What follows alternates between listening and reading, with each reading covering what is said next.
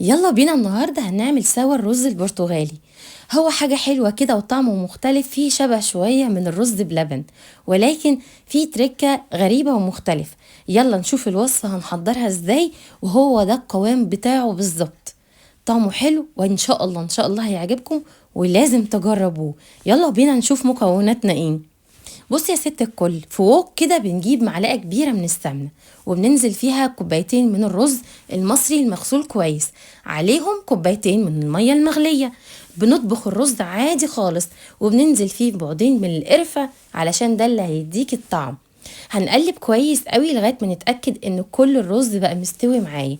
هرفع عودين القرفة، وبعدين هنزل عليهم بكوباية من الحليب المحلى المكثف، وعليه كوباية من اللبن. هنقلب كله مع بعضه بالشكل ده، وهنزل عليهم ب3 معالق كبار من اللبن البودر، والاختياري ممكن ننزل عليه بربع كوباية من جوز الهند، بس انا مش بحبها قوي فانا شلتها من الوصفة. بصوا الوصفة خلصت، طعمها حلو، ريحتها لذيذة، وبجد طعم لازم تجربوه.